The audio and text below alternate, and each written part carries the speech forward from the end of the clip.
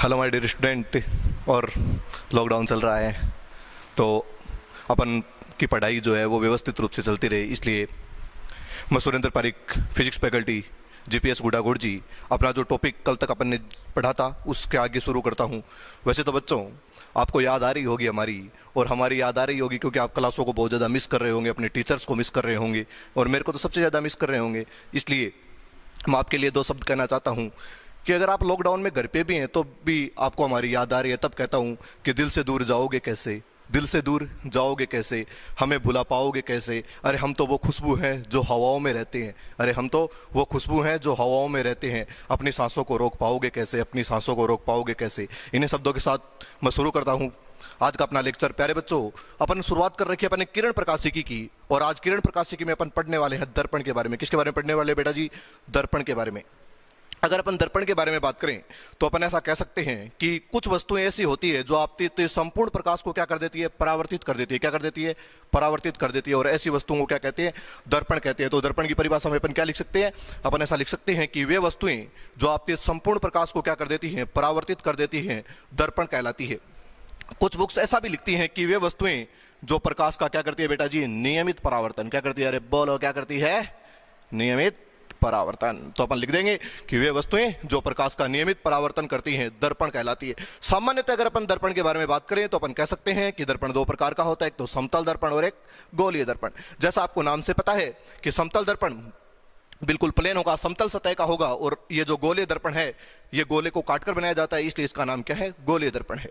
चलो प्यारे बच्चों, अब अपन चर्चा करते हैं किसके बारे में? समतल दर्पण के बारे में। समतल दर्पण के बारे में बात करें तो अपन कह सकते हैं इसको क्या कहते हैं बेटा जी? Plane mirror. क्या कहते हैं? अरे बोलो, क्या कहते हैं? Plane mirror. प्यारे बच्चों, ये है एक समतल दर्पण। क्या ये समतल दर्पण है? नहीं है। माना कि ये कांच की पट्टी का है। किसकी पट्टी का बेटा जी? कांच की पट्टी का। इसके पीछे वाली सतह पर, कौन सी सतह पर? पीछे वाली सतह पर, चाहे किसी भी सतह पर कर दो, एक सतह पर करना है। अगर आप एक सतह पर किसका लेपन कर दोगे? अपारदर्शी पदार्थ का। किसका लेपन कर दोगे बेटा जी? अपारदर्शी पदार्थ का लेपन। अगर आप इसकी एक सतह पर किसका लेपन कर दोगे? अपारदर्शी पदार्थ का लेपन, तो ये सतह क्या बन जाएगी बेटा जी? परावर्तक सतह। तो ये क्या, इस दर्पण को क्या कहते हैं? समतल दर्पण। आप इसकी परिभाषा भी लिख सकते हो, ऐसे लिख सकते हो कि ऐसा दर्पण जिसकी एक सतह पर अपारदर्शी पदार्थ का लेपन तथा दूसरी सतह परावर्तक सतह हो, समतल दर्पण कहलाता है। इससे भी सिंपल परिभाषा ये हो सकती है इसकी कि ऐसा दर्पण जिसकी परावर्तक सतह समतल हो। क्या सर? ऐसा दर्पण जिसकी परावर्तक सतह समतल हो क्या कहलाता है? समतल दर्पण कहलाता है। नॉर्मल परिभाषा अपन लिख सकते हैं कि ऐसा दर्पण जिसकी परावर्तक सतह क्या होती है बेटा जी? समतल होती। प्यारे बच्चों, कुछ पढ़ते हैं समतल दर्पण की विशेषताएं, जैसा आपके बोर्ड पे आपके सामने लिखी पड़ी है। वन बाय वन इनकी स्टडी करते हैं। अपन कह सकते हैं, देखो पहला पॉइंट है बेटा जी, समतल दर्पण की फोकस दूरी और वक्रता त्रिज्या क्या होती है? अनंत होती है। कई बार परीक्षाओं में प्रश्न आता है कि समतल दर्पण की फोकस दूरी कितनी होती है? कितनी होती है बेटा जी? अनंत। और वक्रता त्रिज्या भी कितनी होती है? अनंत। दूसरा पॉइंट है कि समतल दर्पण द्वारा पार्श्व परावर्तन होता है। क्या होता है? पार्श्व परावर्तन। इसको समझते हैं। पार्श्व परावर्तन का मतलब है बेटा जी, देखो आप एक मिरर के सामने जाओ और आपके टी शर्ट पे लिखाओ पी। क्या लिखाओ बेटा जी?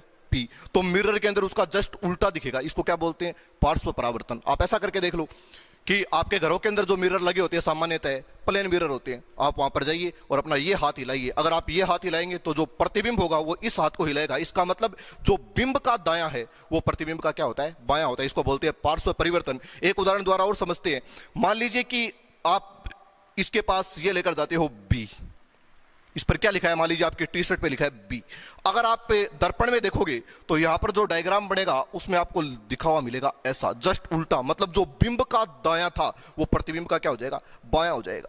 इसके बाद तीसरी विशेषता पे चलते हैं बेटा जी, कि मान लीजिए आपको समतल दर्पण में अपना पूर्ण प्रतिबिंब देखना है। क्या देखना है? पूर्ण प्रतिबिंब। मतलब आपको सर से लेकर और पैर तक का पूरा प्रतिबिंब देखना है। तो दर्पण की ऊंचाई कितनी होनी चाहिए? तो अपन कह सकते हैं कि समतल दर्पण में पूर्ण प्रतिबिंब देखने के लिए दर्पण की लंबाई व्यक्ति की लंबाई की आधी होनी चाहिए। कहने का मतलब यदि व्यक्ति की हाइट 6 फीट है तो और वह व्यक्ति अपना पूर्ण प्रतिबिंब देखना चाहता है तो दर्पण की मिनिमम लंबाई कितनी होनी चाहिए? 3 फीट। फिर आगे चर्चा करते हैं सर, ये आपकी बुक का भी प्रश्न है कि समतल दर्पण के लिए आवर्धन का मान कितना होता है? 1। पहले समझते बेटा जी आवर्धन क्या होता है। आवर्धन का सूत्र होता है सर एच डेस बटा एच। क्या होता है बेटा जी? एच डेस बटा एच। एच डेस का मतलब क्या है? प्रतिबिंब की ऊंचाई। क्या है बेटा जी? प्रतिबिंब की ऊंचाई। और एच का मतलब क्या है बेटा जी? बिंब की ऊंचाई। अगर मैं आपसे पूछूं कि आवर्धन को परिभाषित कीजिए तो बेटा जी आप इजीली लिख सकते हो। क्या लिख सकते हो? कि प्रतिबिंब की ऊंचाई और बिंब की ऊंचाई के अनुपात को, अरे बोलो क्या लिखोगे? कि प्रतिबिंब की ऊंचाई और बिंब की ऊंचाई के अनुपात को क्या कहते हैं? आवर्धन कहते हैं। क्या कहते हैं बेटा जी? आवर्धन कहते हैं। अब देखो, अब आपको एक बात याद करनी है डायरेक्टली।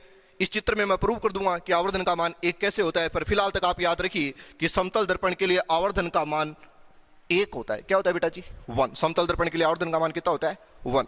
ये अपन आगे इस चित्र द्वारा ड्राइव कर लेंगे। देखो यहां पर क्या लिखा है? समतल दर्पण से प्रतिबिंब निर्माण। आपको सिखाते बेटा जी समतल दर्पण से प्रतिबिंब निर्माण करना। कैसे करेंगे समतल दर्पण से प्रतिबिंब निर्माण? तो देखिए ये आपके सामने है डायग्राम। इस डायग्राम द्वारा समझने की कोशिश करते हैं। ये कैसा मिरर है बेटा जी? समतल दर्पण। कैसा मिरर है? समतल दर्पण। इसकी एक सतह पर किसका लेपन है? अपारदर्शी पदार्थ का लेपन। तो ये सतह क्या होगी? परावर्तक सतह। यहां पर आपने एक वस्तु रखी। अब आपको पता है सर वस्तु से किसका उत्सर्जन होगा? प्रकाश किरण का। एक प्रकाश किरण सीधी गई, जो ऐसे जाएगी वो वापस ऐसे आ जाएगी। क्यों? क्योंकि ये स्थिति होगी अभिलंब आपतन की स्थिति। याद कीजिए अपन पहले पढ़ चुके हैं ऐसा कि अगर कोई प्रकाश किरण आपतन बिंदु पर स्ट्रेट आएगी तो वापस भी स्ट्रेट ही जाएगी। तो इस प्रकाश किरण के लिए ये क्या हो गया? आपतन बिंदु, जो प्रकाश किरण इस मार्ग से आएगी उसी मार्ग से वापस चली जाएगी, क्योंकि एक ऐसी स्थिति हो गई अभिलंब आपतन की स्थिति। मान लिया कि दूसरी किरण जो है वो यहां से इस बिंदु पर टकराती है, और आपको पता है कि परावर्तन का नियम यह था कि जितने कोण से आपतित होती है उतने ही कोण से क्या हो जाएगी बेटा जी? परावर्तित। तो आपतन कोण का मान सदैव परावर्तन कोण के क्या होता है? बराबर होता है। अगर आप इस बिंदु पर भी अभिलंब बनाना चाहें तो इस बिंदु का अभिलंब कुछ ऐसा बनेगा। क्योंकि कल अपन बात कर चुके हैं बेटा जी इसके बारे में, बहुत डिटेल में पढ़ चुके हैं कि पृथककारी पृष्ठ के साथ अभिलंब कितने डिग्री का कोण बनाता है? 90 डिग्री का कोण बनाता है। जितने आपतन बिंदु होते हैं उतने अभिलंब हो सकते हैं सर। जितने आपतन बिंदु होते हैं उतने अभिलंब हो सकते हैं। तो देखिए प्यारे बच्चों, यहां पर आपको दिखाई दे रहा होगा कि ये प्रकाश किरण ऐसे गई तो वापस ऐसे आ जाएगी, क्योंकि कैसी स्थिति है? अभिलंब आपतन की स्थिति। इस बिंदु के लिए अभिलंब आपतन की स्थिति नहीं है, क्योंकि इस बिंदु का अभिलंब तो ये आपतित किरण और ये क्या है? परावर्तित किरण। तो आपतन कोण का मान परावर्तन कोण के बराबर होगा। अब देखो बेटा जी, एक किरण तो ये तो इधर जा रही है और ये किरण इधर जा रही है। इसका मतलब लगातार इनके बीच की दूरी बढ़ रही है। इसका मतलब ये आगे जाकर एक दूसरे को इंटरसेक्ट नहीं कर सकते, इसलिए अपन इसको पीछे बढ़ाते हैं। तो प्यारे बच्चों, अपन ने यहां से इसको पीछे बढ़ाया, इस लाइन को भी इस लाइन को भी, और ये यहां पर इंटरसेक्ट कर गई, तो यहां पर इसका क्या बन गया? प्रतिबिंब।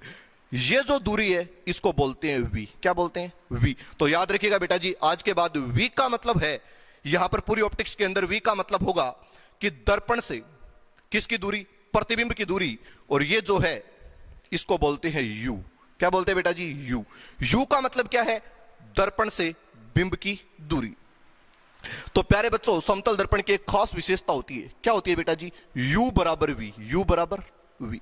इसका मतलब अपन कह सकते हैं कि समतल दर्पण में दर्पण से बिंब की दूरी और दर्पण से प्रतिबिंब की दूरी बराबर होती।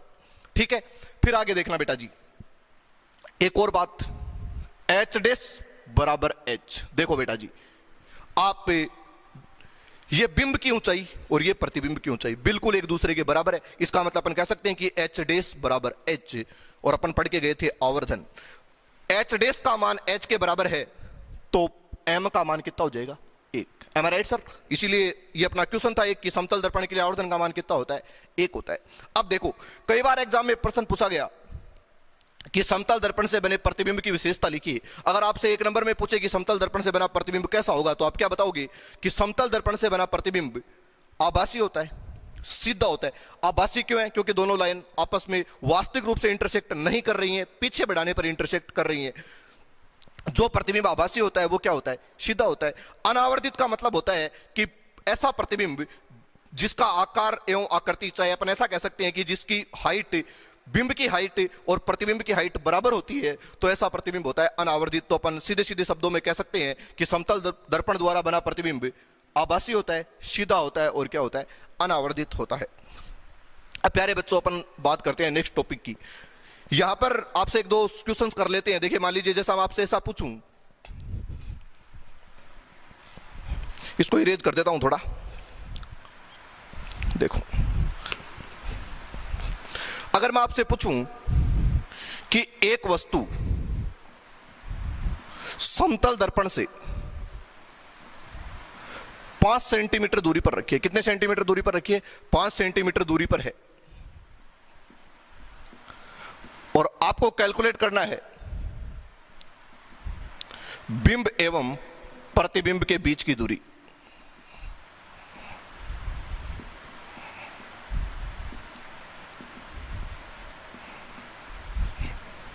तो प्यारे बच्चों, मैं ऐसा कह सकता हूं, देखो ये u का मान कितना है बेटा जी? 5 सेंटीमीटर। तो v का मान भी कितना हो जाएगा? 5 सेंटीमीटर। कहना ये चाहता है कि ये दूरी कितनी है? 5 सेंटीमीटर। ये तो अगले ने दी है, तो आपको पता है सर बिंब की दूरी भी कितनी हो जाएगी? 5 सेंटीमीटर। पर आपसे पूछी क्या है? प्रतिबिंब की दूरी नहीं पूछी सर, क्या पूछा है? बिंब एवं प्रतिबिंब के बीच की दूरी। तो बताओ ये टोटल दूरी कितनी हो जाएगी? 10 सेंटीमीटर। तो आपका आंसर क्या जाएगा बेटा जी? 10 सेंटीमीटर। अरे समझ गए क्या? नहीं समझे? देखो बेटा जी, u का मान किसके बराबर होता है? v के। एक वस्तु समतल दर्पण से 5 सेंटीमीटर दूरी पर है, इसका मतलब u का मान कितना है? 5 सेंटीमीटर। और u का मान 5 है, तो v का मान भी कितना होगा बेटा जी? 5। पर अपन से पूछा क्या है?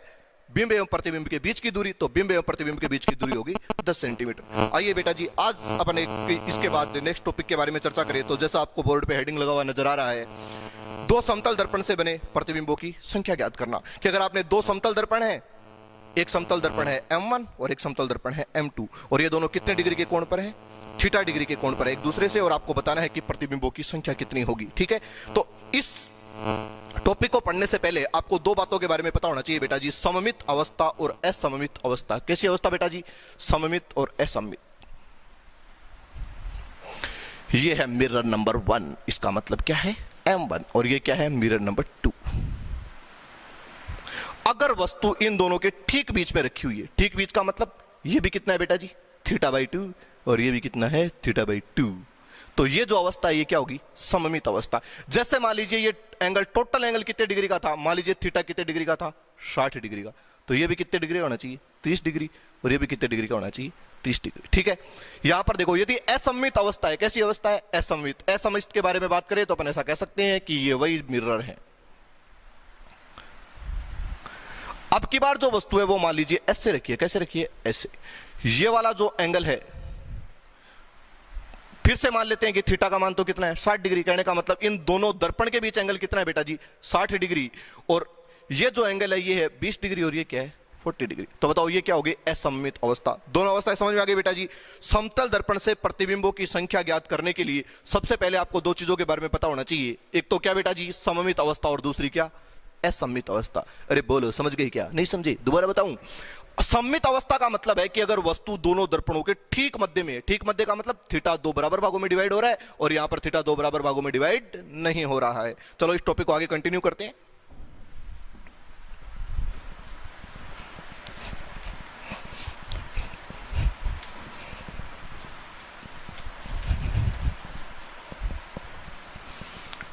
मिटा दिया।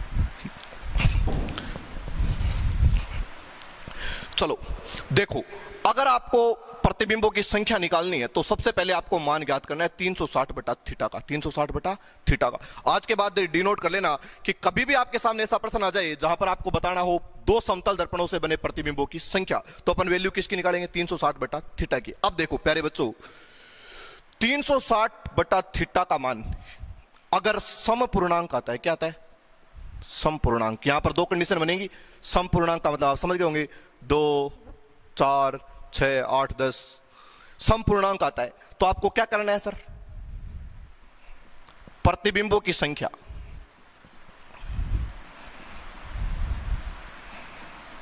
कितनी हो जाएगी? प्रतिबिंबों की संख्या हो जाएगी सर 360 बटा थीटा -1। चाहे वस्तु कैसी अवस्था में हो? सममित अवस्था में। और चाहे वस्तु कैसी अवस्था में हो? असममित अवस्था में। इसका कोई भी फर्क नहीं पड़ेगा। इसका कोई भी फर्क नहीं पड़ेगा। जैसे मैं बताता हूं सर, इसका एग्जांपल लेते हैं अपन।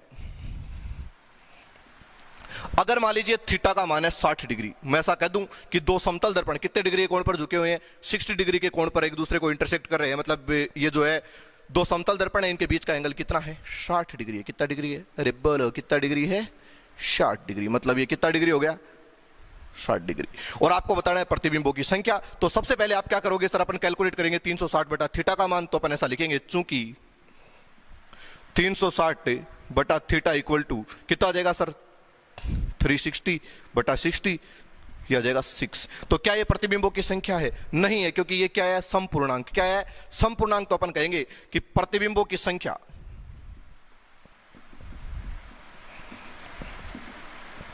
जो होगी वो हो जाएगी सर 6 माइनस 1। तो कितनी आ जाएगी सर? 5। इसका रीजन आपको देंगे कि भाई ये प्रतिबिंबों की संख्या 1 कैसे कम हो गया। फिलहाल तक आपके लिए एक कंसेप्ट है, आप याद कर सकते हो कि जब जब प्रतिबिंबों की संख्या ज्ञात करनी होगी अपन को किसका मान निकालना है? 360 बटा थीटा का। अगर ये संपूर्णांक आता है तो आपको निश्चित रूप से एक कम करना है। नंबर 2 सुनना सर,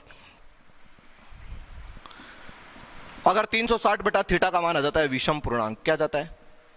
विषम पूर्णांक, तब आपको दो बातें अलग अलग करनी पड़ेगी।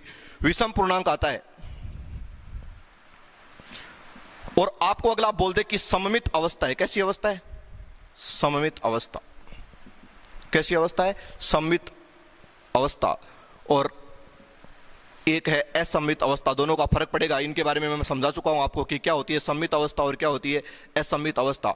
अगर सममित अवस्था है तो आपका जो आंसर आएगा वो आएगा 360 बटा थीटा माइनस 1। ये किसकी संख्या आएगी? प्रतिबिंबों की संख्या। अगर सममित अवस्था है और आपसे पूछे कि प्रतिबिंबों की संख्या बताओ, तो बेटा जी कितनी आ जाएगी? 360 बटा थीटा माइनस 1।